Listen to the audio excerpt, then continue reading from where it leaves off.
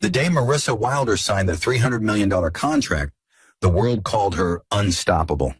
Cameras flashed as she raised her champagne glass, her diamond ring catching the light, her voice steady, her smile practiced. Beside her stood Ethan Cole, her company's charming COO, the man she claimed helped her build everything.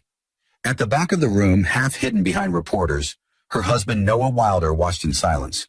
He wore a simple suit, no entourage, no applause, just the quiet confidence of a man everyone mistook for ordinary. They said Marissa had outgrown him, that she traded struggle for power, loyalty for luxury. But when she filed for divorce 2 days later, cold, precise, without a trace of hesitation, she had no idea the company she thought she owned, the empire she flaunted, and the contract that made her famous all belonged to the man she just left. So why was Noah smiling at the press conference where his wife celebrated her victory? What did he know that she didn't? And why would the man she betrayed become the last person she should have ever underestimated? The news broke before sunrise. Marissa Wilder's face flashed across every business feed. Wilder Tech secures $300 million government contract. Cameras, champagne, applause. She looked unstoppable. Pearl blazer, practiced smile, reporters hanging on her every word. At home, Noah watched from the kitchen counter with a mug of black coffee and a silence that pressed against his ribs. He'd seen that blazer before. He bought it on credit 2 years ago, back when their company was still a sketchpad dream on their living room floor. He smiled, proud and small at the same time, as her voice came through the speakers. We did this through partnership and trust. Funny choice of words. She came home late that night, smelling like hotel soap and perfume that didn't belong to their house. Can you believe it? She said, dropping her bag on the marble island. $300 million, Noah. Everything's about to change. He grinned. You mean we just landed $300 million? Marissa's laugh was too light, almost rehearsed. Oh, come on. You know I'm the public face. You'll still handle the back-end stuff, right? That's your thing. Back-end stuff. The man who designed the software backbone that made the contract possible. Now just back-end stuff. He nodded anyway. Sure. Congratulations. When she kissed his cheek, her phone buzzed. She flipped its screen down. The name that flashed before it dimmed burned into Noah's mind. Ethan C., her business partner, his former college roommate. Later in the quiet, he opened their shared bank portal to make sure payroll cleared for their small engineering staff. A new transfer line appeared, recurring $5,200 a month, Cole Consulting, LLC. Noah stared at the entry. Same last name, same initials. He checked the history. The payments had started 8 months ago. He clicked deeper. The vendor address matched an upscale apartment downtown. Noah sat back in his chair, heartbeat climbing. The same apartment building where Ethan had once hosted working retreats. The same building where Marissa said she was networking. He closed the laptop. He could feel the floor tilt under him. He wanted to believe it was an error. He wanted to believe she was still the woman who once waited tables beside him while dreaming of a better life. At 1 a.m., she mumbled in her sleep, Ethan, stop. Noah stared at the ceiling until morning. When dawn broke, she was already gone. Voicemail saying she'd be at the office all day. Press stuff, baby. He drove downtown anyway, parked across from the glass tower where their company sign now glowed in silver letters, Wildertech. Through the lobby window, he saw her step out of an elevator, laughing with Ethan. Her hand brushed his arm. Not accidentally, not professionally. Ethan leaned closer, said something that made her lips part in a small, secret smile Noah hadn't seen in months. Noah gripped the steering wheel so hard his knuckles blanched. Then, he smiled. Not the wounded smile of a man defeated, but the quiet calculation of someone who had just seen the board for what it really was. He exhaled, slow, steady. Okay, he whispered. Let's see how deep this goes. The car clock blinked 9:47 a.m. Outside, the city moved like nothing had changed. Inside that sedan, something inside Noah did. He started the engine, called his sister. Claire, he said, voice steady. I think my wife's having an affair with my old friend, and I think she's using company money to fund it. Silence on the line. Then, how sure are you? Sure enough to bet everything. Then don't confront her yet, Claire said. Gather evidence first. Quietly. You'll only get one shot at this. Noah watched Marissa disappear into the elevator again, Ethan's hand on her back. He put the car in gear, pulled away from the curb, and looked in the mirror one last time. The smile stayed. Because when a kind man finally stops pretending he doesn't see, that's when the story really begins. The motel room smelled of stale coffee and rain. Noah sat by the window, half lit by the flicker of a streetlight outside, staring at the documents spread across the table. Bank statements, invoices, transfers. Each number was a heartbeat in a story he didn't want to believe. But denial had expired the moment he saw her laugh with Ethan in that lobby. Now every transaction, every late-night meeting, every whispered call felt like a map of betrayal carved into his life. His phone buzzed. It was Claire. I found someone, she said. Private investigator, former detective. Her name's Aisha Grant. She's clean, discreet, and expensive. Noah gave a tired laugh. Good, I want expensive. Expensive means she's good at keeping secrets. An hour later, Aisha arrived. Sharp suit, sharper eyes. She didn't waste words. She scanned the table and asked, You want her caught or destroyed? Noah paused. I want the truth first. She nodded slowly. Truth's a dangerous place. Once you go there, you don't come back the same. I already haven't, he said quietly. By morning, Aisha was inside Wilder Tech's orbit. Cameras, access logs, hotel records, everything she could legally touch. Within 3 days, she had a file ready. Noah met her in a diner off I-75, far from the city noise. The folder was thick. Inside it were photographs. Marissa and Ethan arriving at a boutique hotel. Ethan's hand on her waist, her wedding ring off. Dates matched the wire transfers. She's been careful, Aisha said, but he isn't.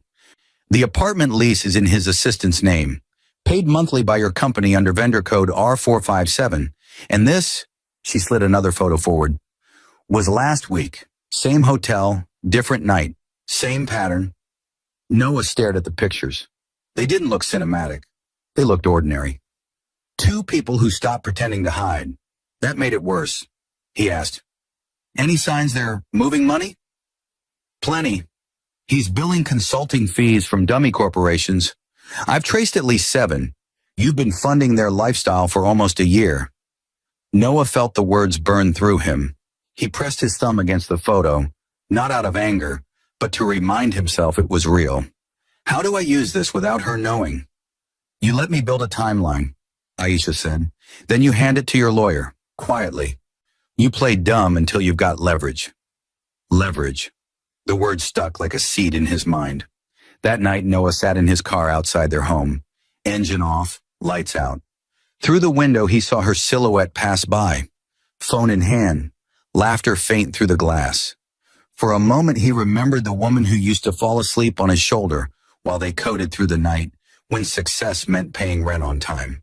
He wanted to hate her. Instead, he felt something colder, clarity. He texted Claire, I've got proof. Her reply came fast. Don't show her. Wait for me. We'll draft the filings first. He pocketed the phone and exhaled. 2 days later, Aisha's second report arrived. More evidence, but one line hit harder than all the photos combined. Shared account transfer. $40,000 labeled bonus. Recipient, Ethan Cole. That was company money. Money meant for employee bonuses. Money meant for the team who trusted them. The next morning, Marissa breezed into the kitchen wearing the same pearl blazer from the press conference. She poured herself coffee and said, Oh, I almost forgot. I'm flying to LA tomorrow with Ethan. Investor dinner. Noah didn't blink. Of course. Congratulations. She smiled, almost relieved by his calm. I knew you'd understand. He smiled back, matching her tone. Always. As she left, he opened his phone, clicked record, and whispered a single line. Phase 1 complete. Outside, rain began to fall.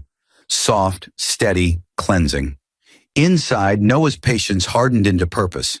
Because he wasn't going to confront her. Not yet. He was going to let her build her empire higher. So when it fell, everyone would see who was standing beneath the rubble. And for the first time, The kind man didn't look kind anymore. Claire arrived at Noah's place just after sunset, legal pad under her arm, hair tied back, eyes sharp with sisterly fury. She spread the investigator's documents across the table. You realize this is embezzlement, right? She's using company funds to pay her lover's bills. If you expose this now, you could ruin her reputation overnight. Noah's gaze stayed on the window where city lights blinked like quiet witnesses. Not yet, he said. If I move too soon, she'll spin it. She's the public face. People adore her. I need something she can't explain away.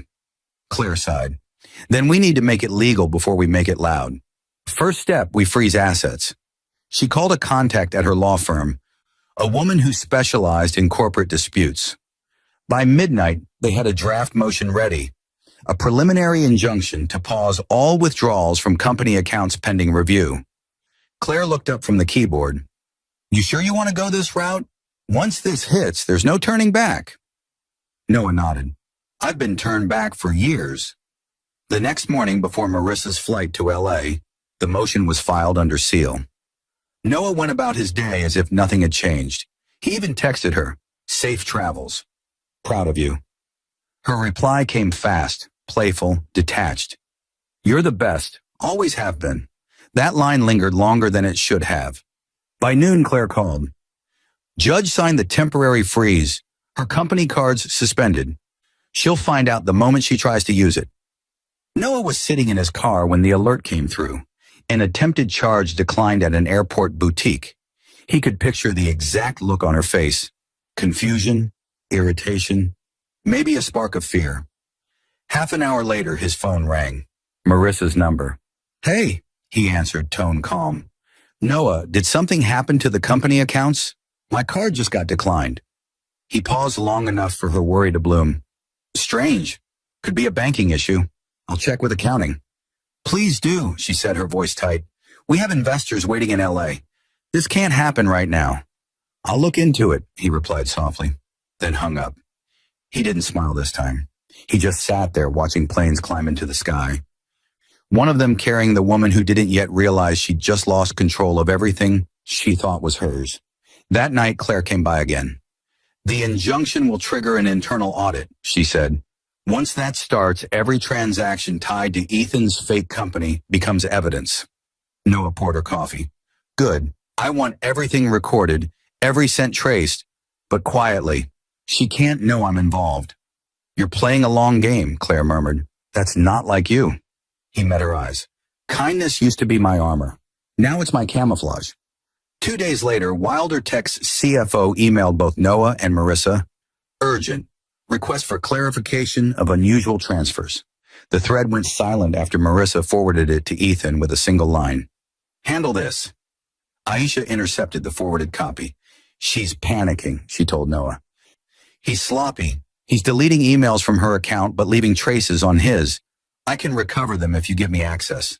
Do it, Noah said. Every word they've shared, I want it. By the end of the week, Aisha sent him a secure drive. Inside were messages, months of them, flirtations turning into plans, mentions of when the divorce is final, our company, and one that froze Noah's breath mid-scroll. Once the $300 clears, I'll make sure he signs the transfer. He trusts me. He won't even read it. That line wasn't just betrayal. It was blueprint for theft. Noah stared at the screen, pulse steady, expression unreadable. Then he said quietly, she's going to take my signature, so I'll make sure it ruins her when she does. He called Claire again. Draft a counter-trust agreement, he said. One that mirrors the old ownership structure, but puts me in silent control. We'll file it retroactively. You're hiding your stake? Claire asked. I'm protecting it. She wanted power. Let's give her the illusion of it.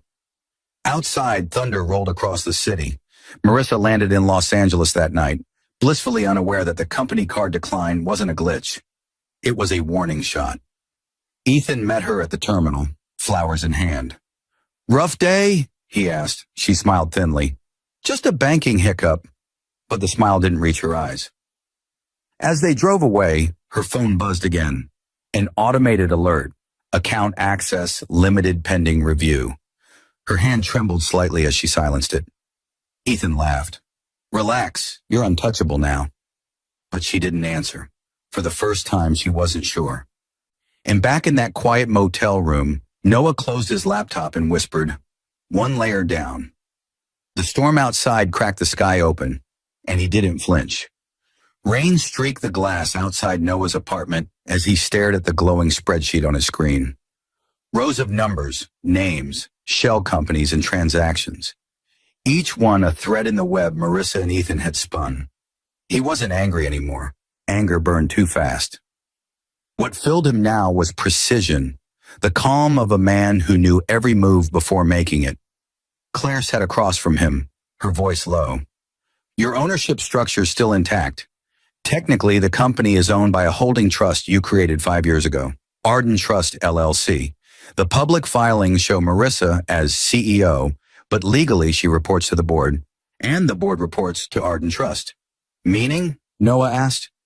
Meaning you, she said. You're the majority owner, but no one knows, not even her.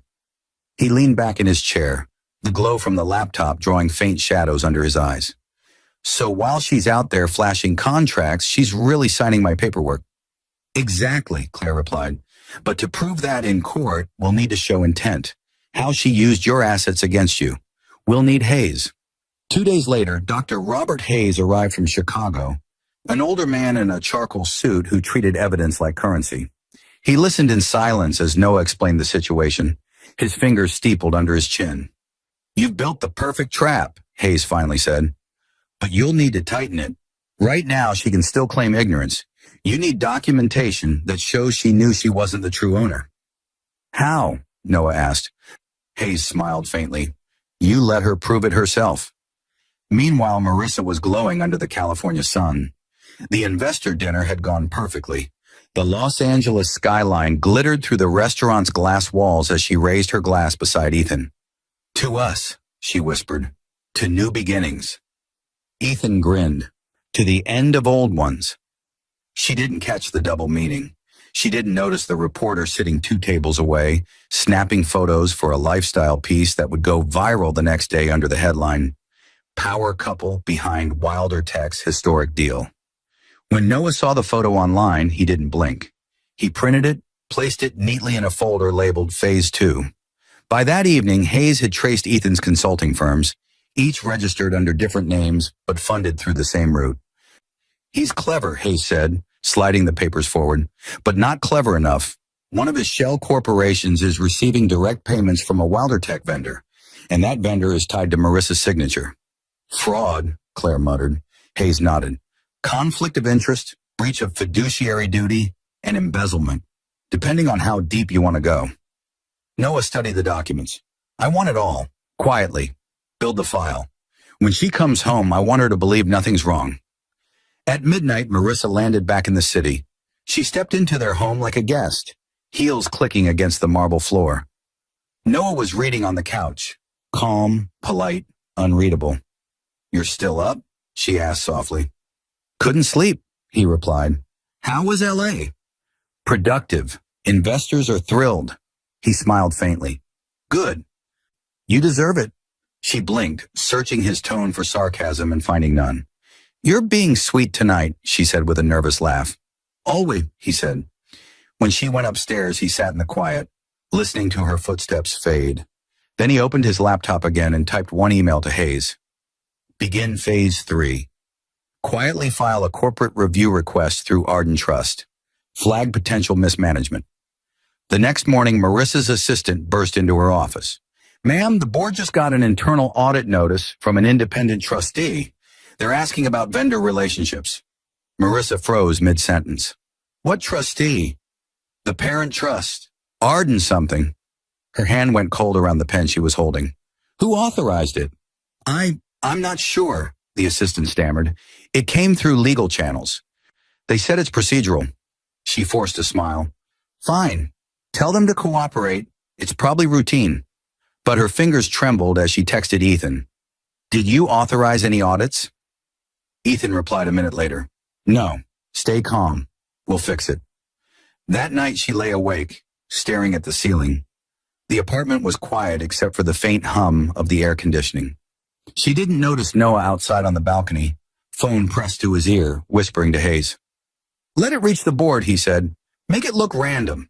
By the time she figures out who controls it, she'll be standing on quicksand. He hung up and watched the city lights shimmer below. In one of those buildings, Marissa was probably scrolling through the same news article, reading her own name beside Ethan's in headlines that called them the new faces of power. Noah smiled faintly just once, before the wind caught his breath. She thought she owned everything. She had no idea she was already signing her own downfall. The office buzzed with tension when the auditors arrived unannounced. Wilder Tech's glass walls, once a symbol of transparency, suddenly felt like mirrors hiding cracks. Marissa stood in the hallway trying to smile as the lead auditor explained the process. Routine, he said. Just a compliance review. But his polite tone couldn't hide the gravity in his eyes. Someone had triggered this from inside the parent trust, which meant someone higher than her had the authority. She called Ethan the moment they left her office. Something's off, she said, pacing. They're asking about vendor payments, about your consulting invoices. Ethan's voice stayed calm. They can't trace it back to us. Everything's layered. I hope so, she muttered, rubbing her temples. Because if they dig too deep, they'll find things that... She stopped herself. They won't, Ethan interrupted. Relax. You're the CEO. You control the narrative. But later that night, she sat in her office long after everyone had left, scrolling through old bank records on her private laptop. The numbers glared back like ghosts. Transfers, bonuses, vendor codes. Her heart pounded. She deleted the files, emptied her trash folder, then poured herself a drink. Across the city, Noah and Claire watched a secure feed from Aisha's laptop. Every deleted file was mirrored, every document copied before she could erase it. Claire leaned back in her chair, a grim smile tugging at her lips. She's digging her own grave. Noah's expression didn't change. Good. Let her believe she's still safe. The next morning, headlines began to stir. Quiet whispers on business blogs.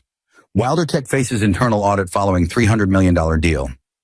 Nothing serious yet, but enough to make investors nervous. Marissa stormed into her PR director's office.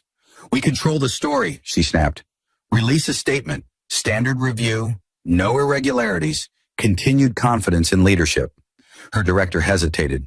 Should we mention the parent trust's involvement? No, she said quickly. Leave that out. Meanwhile, Ethan was unraveling faster than she realized.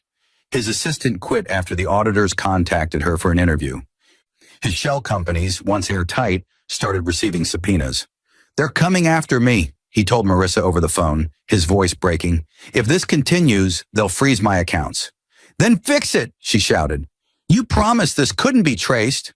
I did everything I could, he snapped. You're the one who signed the damn contracts. She hung up before her anger cracked into fear. That same day, Hayes delivered his report to Noah. Pages of traced payments, falsified invoices, and timestamped messages between Marissa and Ethan. This is airtight, Hayes said. If this reaches the board, she's finished. If it reaches the press, she's radioactive. Noah flipped through the evidence slowly, page by page. Not yet. Let it leak piece by piece. I want her to feel it crumble, not collapse. That night, Marissa walked into their house to find Noah cooking. The smell of garlic and rosemary filled the air like nostalgia. You're in a good mood, she said cautiously. He smiled. Just thought we should celebrate. You've been everywhere lately. The company's thriving. The deal's solid. You've earned it. She relaxed slightly, setting down her purse. You're sweet. I've missed this. He poured her a glass of wine. To us, he said. She lifted her glass. To the future. He watched her drink, quiet, calm. The next morning she arrived at work to chaos. Her assistant met her at the door, pale and trembling. Ma'am, the news broke. Someone leaked internal documents, payments, emails, vendor lists. They're saying it's a conflict of interest. Marissa froze. What? It's everywhere. Investors are panicking. The board's calling an emergency meeting. She ran into her office, slammed the door, and opened her laptop. Headlines filled the screen. CEO accused of misusing funds linked to business partner. Underneath was a photo of her and Ethan at the LA dinner, smiling like newlyweds. Her hands shook as she dialed Ethan. No answer. She called again. Still nothing. Then her email pinged, a message from the parent trust. The subject line read, Notice of Governance Review. The sender, Arden Trust. Her heart dropped. She clicked it open. Inside was one line. We'll be in touch. She stared at it for a long time before her vision blurred. She didn't know who they were, didn't know what they wanted, but someone was moving against her, and it was coming from the top. Across town, Noah watched the same headlines scroll across his screen. Claire stood behind him, arms folded. You just turned the tide. He nodded slowly. Not yet. This is just smoke. The fire comes next. He looked out the window, where the first snow of the season began to fall, covering the city in a quiet white. Marissa thought the storm was outside. She didn't know it had already started inside her own walls. The boardroom smelled of tension and fresh paper. Marissa stood at the head of the long mahogany table, surrounded by faces that once clapped for her. Cameras weren't allowed, but the weight of public perception pressed through every word. The chairman, a gray-haired man named Dawson, adjusted his glasses. Mrs. Wilder, he began, the trust has requested full disclosure on vendor transactions. We need clarity on these consulting payments. Marissa kept her voice even. They were strategic partnerships, approved under my authority. There's been a misunderstanding. Dawson slid a document across the table. One of these vendors belongs to Ethan Cole. Her throat went dry. That's not possible. Ethan's company was independent. Then you'll have no problem opening your records, he replied quietly. She hesitated, then forced a smile. Of course not. Across the city, Noah and Claire listened through a live feed Hayes had set up via the audit team. Every word felt like music played on broken strings. She's cornered, Claire whispered. Noah didn't answer. His eyes stayed fixed on the waveform of her voice on the screen, rising and falling in measured panic. She'll try to lie her way out first, he murmured. Then she'll beg. When the meeting ended, Marissa walked out into the hallway, pulse racing. She called Ethan immediately. They know about your company, she hissed. Someone's feeding them information from the trust. Ethan's tone was sharp, defensive. What did you tell them? Nothing. But the auditors are asking questions only you could answer. They mentioned account numbers, things they shouldn't even have. He swore under his breath. Maybe one of your people leaked. Or your husband. He always looked too calm. She froze. Noah. Think about it, Ethan snapped. The trust. He set that up, didn't he?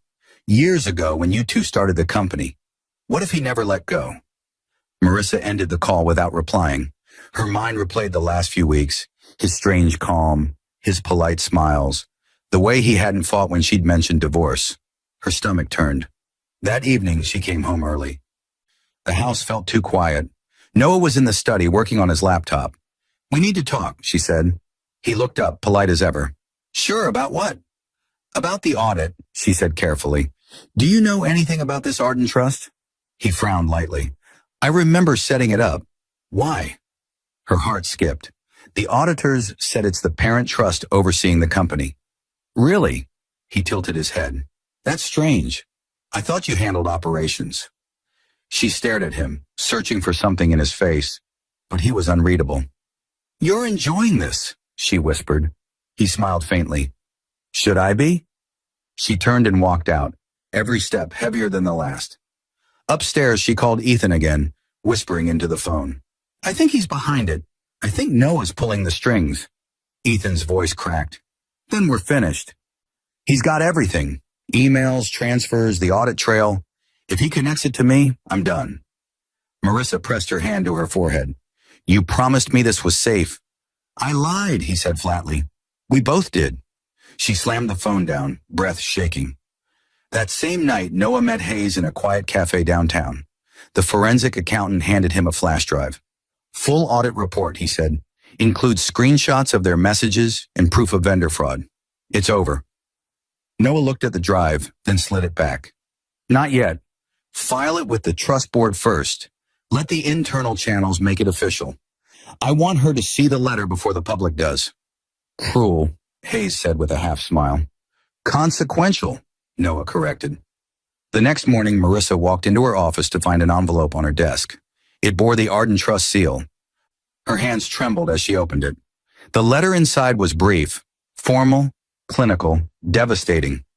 Pending review of fiduciary misconduct, you are temporarily suspended from your position as CEO of WilderTech. Her vision blurred. She reread it twice, then 3 times before the meaning sank in. Across town, Noah stood in the same kitchen where she once told him, "Everything's about to change." He poured himself a cup of coffee and glanced at his phone as news alerts began to buzz. WilderTech CEO suspended pending investigation. Stock drops 8% amid scandal. Sources claim misconduct in $300 million deal. Claire called a few minutes later. "She's finished, Noah. The board will move to remove her permanently within the week." Noah said nothing for a while, just watched the steam rise from his cup. Let them. I want her to feel every second of it. He hung up and looked out the window where snow still covered the driveway. The quiet felt almost merciful. Marissa sat in her office, surrounded by silence and reporters outside the gate. Her reflection in the dark glass didn't look like a CEO anymore. It looked like a woman watching her own empire collapse one headline at a time, and somewhere deep inside her panic, one question kept echoing. If Noah was behind all this, what else had he planned that she hadn't seen yet? Ethan's panic came first. He called Marissa 3 times that morning, voice shaking, every word soaked in fear. "They froze my accounts," he said. "The auditors subpoenaed my company records. They're saying I falsified invoices. If this goes to trial, I'm done." Marissa sat at her kitchen table, staring blankly at the marble pattern. "You said they couldn't trace it." "They traced everything," he shouted. "Every transfer, every damn receipt. Do you understand? I'm being investigated for fraud." She rubbed her temples. "Calm down. We'll fix this." Ethan's laugh was bitter. "You think they'll believe you now? You're suspended. You can't even access your office." She ended the call and threw her phone across the room. It hit the floor with a crack, battery skidding under the counter. The house that once smelled like victory now smelled like dust and regret. Later that day, 2 men in suits knocked on the door. They handed her a sealed envelope. Subpoena for financial disclosure. Her stomach dropped. When Noah came home, she was sitting on the couch, pale and still. He set his keys down. "Rough day." She glared at him. "Don't act innocent. I know what you're doing." He tilted his head slightly. "Doing? You're behind this audit. You're using that trust to destroy me." Noah smiled faintly, the kind that didn't reach his eyes. "Destroy? I'm not the one who stole from the company, Marissa." "I built that company," she shouted. "I made it what it is." "And I made sure it survived," he said softly. "You just turned it into a circus." Her breath hitched, a mix of fury and fear. "You think you've won? You'll lose everything too." He stepped closer, voice calm, deliberate. "Marissa, I already lost everything the day you stopped being honest." He picked up his briefcase. "This isn't about revenge. It's about balance." She wanted to scream, but the words wouldn't come. That night she called Ethan again. He didn't answer. She called his assistant instead, only to hear, "Mr. Cole's unavailable. Federal investigators requested his cooperation this evening." Her knees went weak. She dropped the phone, gripping the counter for balance. The next morning, headlines spread faster than wildfire. "Business partner under federal investigation." Her photo appeared beside his. While the media dissected her scandal, Claire filed Noah's counter motion for asset protection and custody review.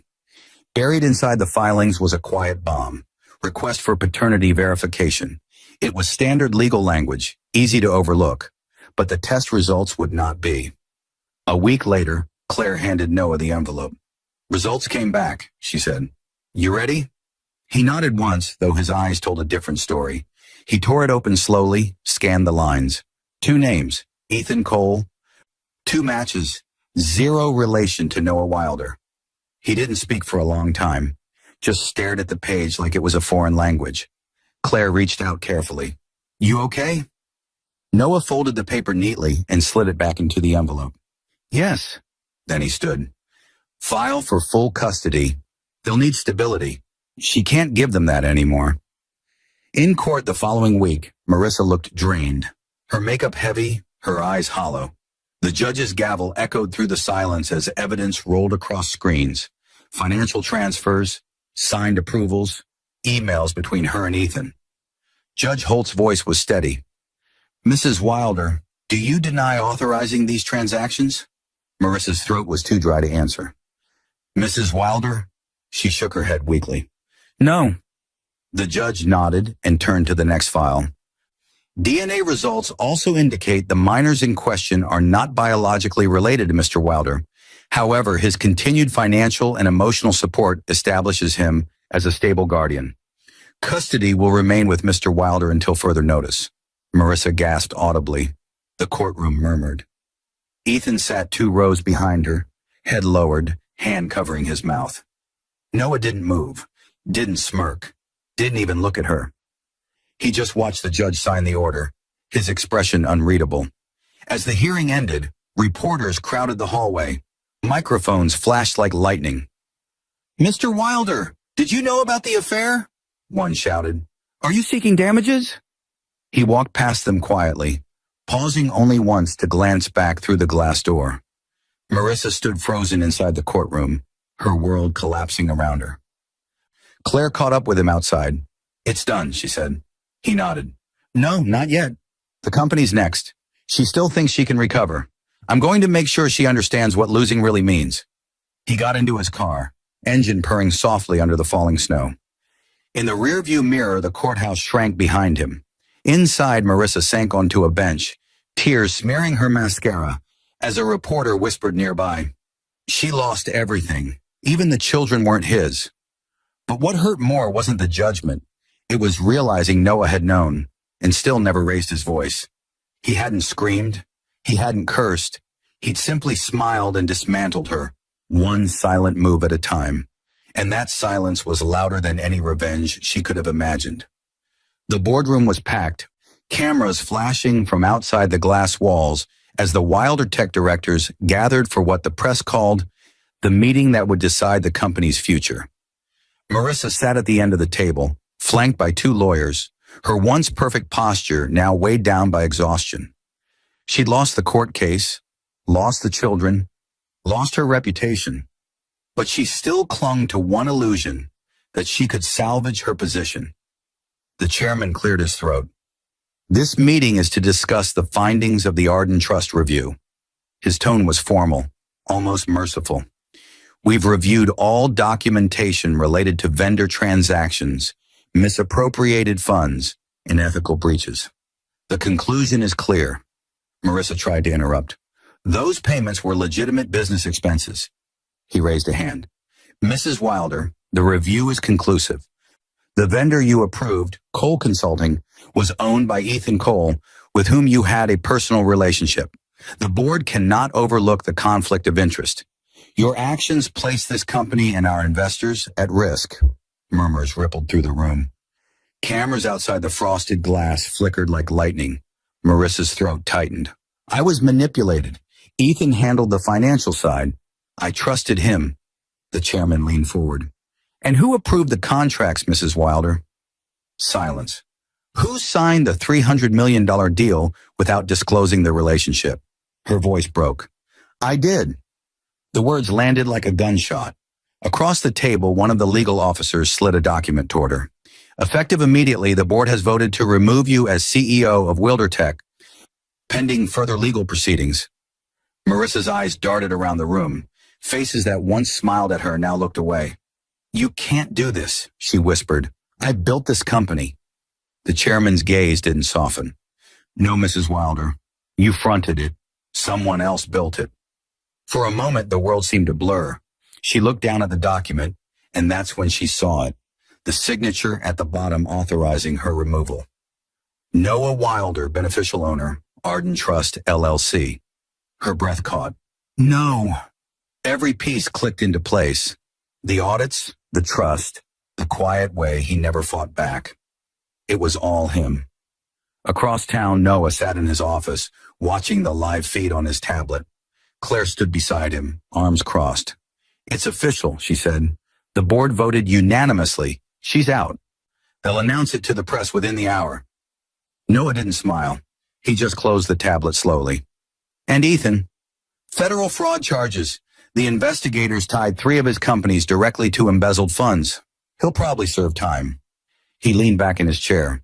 Then we're nearly done. Claire hesitated. You know she's going to lose everything now, right? Her assets, her home, her public name. She's finished. She took everything first, he said quietly. I'm just returning the balance sheet to 0. Meanwhile, Marissa was escorted out of the building she once ruled. Her ID badge deactivated before she reached the elevator. Cameras swarmed the front doors, journalists shouting her name.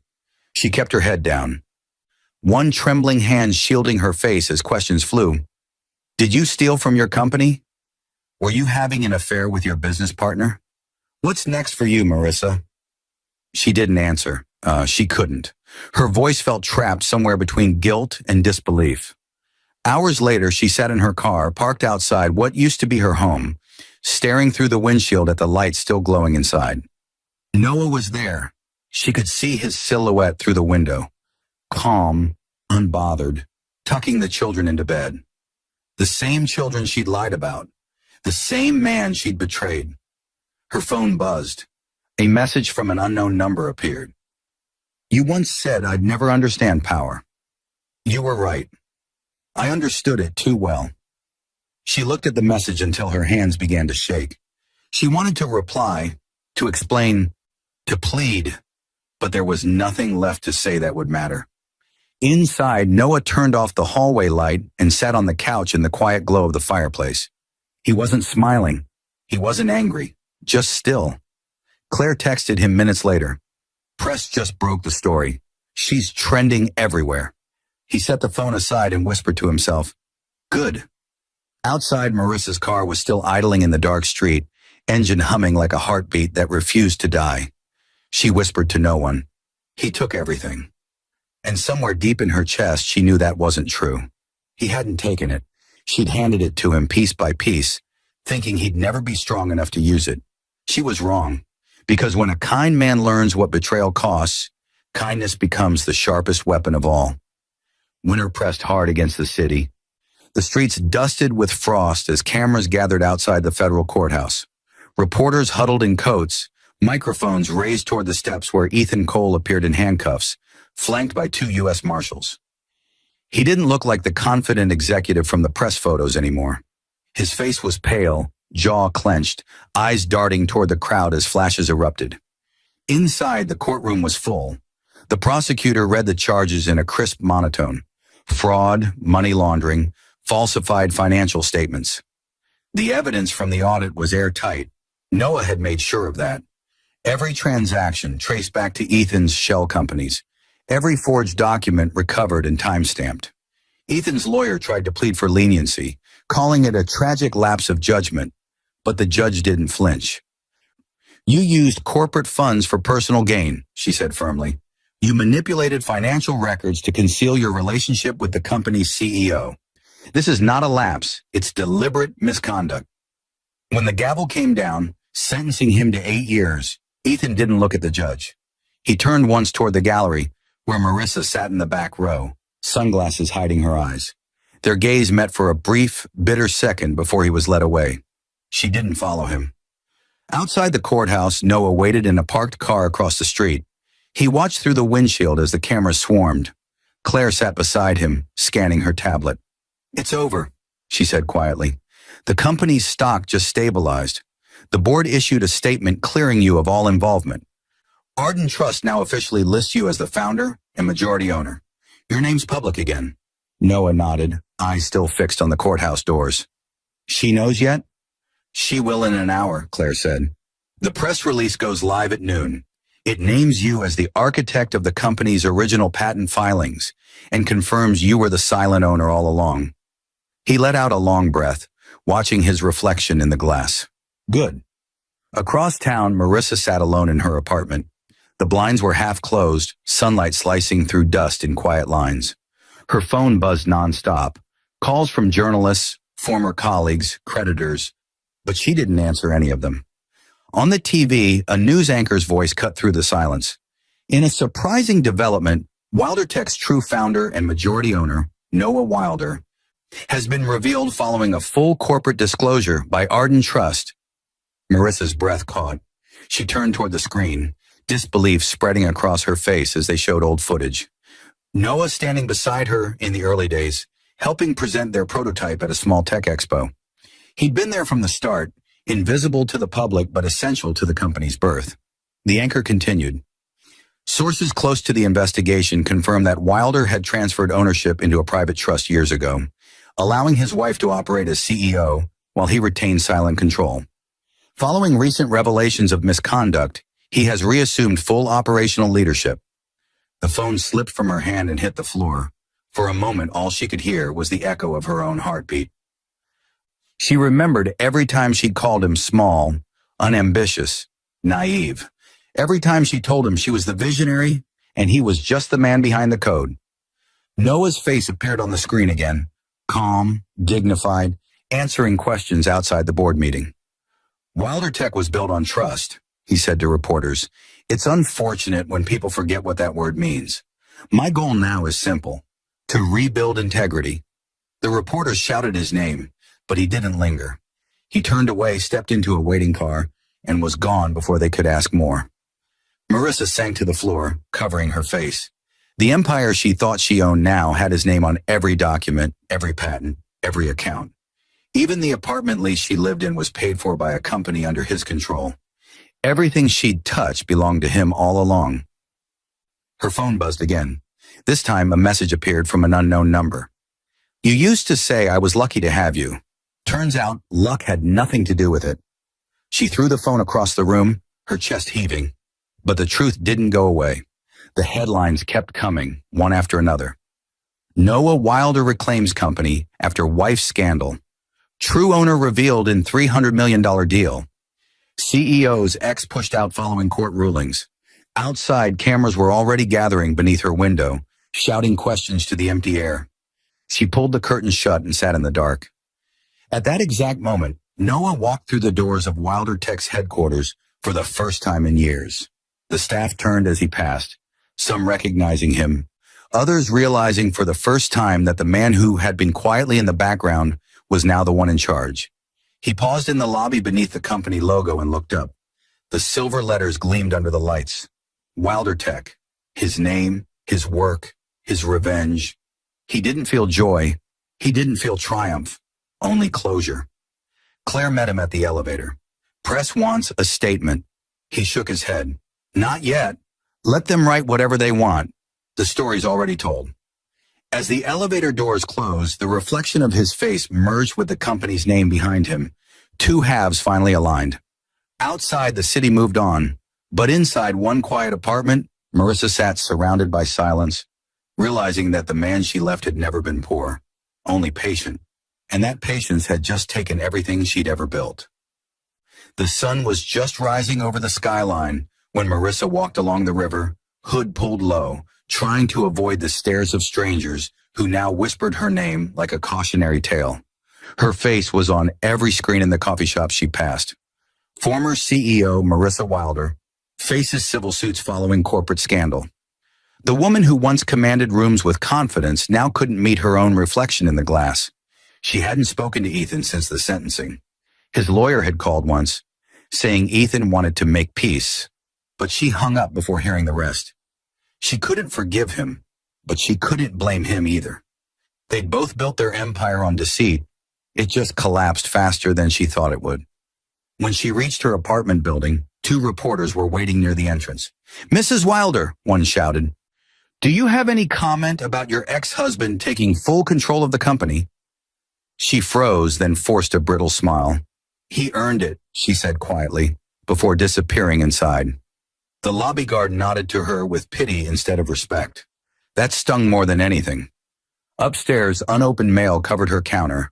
Foreclosure warnings, legal summons, charity event refunds. The world that once adored her now demanded every dollar back. She turned on the TV for noise, but there was no escaping it. Noah's face appeared again, composed, soft-spoken, standing before reporters. Success means nothing without integrity, he said. Rebuilding trust takes more strength than building wealth. Wilder Tech is committed to both.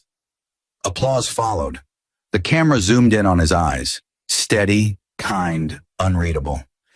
The same eyes she used to think were too gentle for business. The same eyes that saw everything she never thought he noticed. She muted the sound and stared at him in silence. A tear slipped down her cheek, not from anger, but from something colder. Recognition. He hadn't just won. He'd outgrown her in every possible way. Later that afternoon, a courier delivered an envelope to her door. She hesitated before opening it, half expecting another lawsuit. But inside was a check, not for millions, but for just enough to live on, signed by Noah Wilder.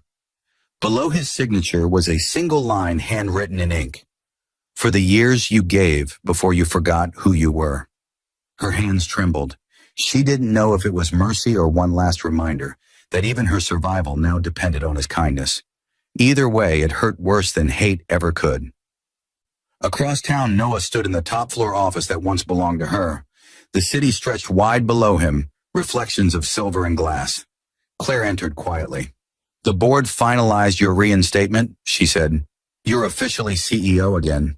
He nodded, barely reacting. "It's just a title." She watched him for a moment. "You could have destroyed her completely. Why stop here?" Noah looked out at the skyline, his voice calm. "Because destruction isn't the goal. Understanding is. She needed to see who I really was. That's enough." Claire smiled faintly. "You're still the kind one, huh?" He shook his head. "No. Just someone who learned where kindness ends." The room fell silent. The company hum outside the glass walls sounded like distant waves, steady, endless. He opened the window slightly, letting in the wind. For the first time in years, it didn't feel heavy. That evening, he drove home to a smaller house on the edge of town. The children were in the backyard, chasing bubbles, laughter rising into the dusk. He joined them quietly, rolling up his sleeves, the sound of their joy cutting through everything that had come before. When they ran to him, arms wide, he lifted them both effortlessly. "Dad," one said, "are you happy now?" He smiled, eyes soft but distant. "Happier than I've ever been." As the sun sank behind the trees, he looked toward the horizon, thinking of everything he'd lost and gained. Revenge hadn't made him richer. It had just set the balance right. Back in the city, Marissa sat by her window clutching the check, staring out at the same fading light. Her empire was gone, her name tarnished, her partner in prison. But worse than all that was the truth she couldn't escape. He'd never been poor. He'd just been waiting. And when he finally moved, he didn't destroy her with rage. He destroyed her with grace. Because in the end, Noah Wilder didn't raise his voice, didn't strike back, didn't gloat. He simply let the truth do what vengeance never could. End her story where it began.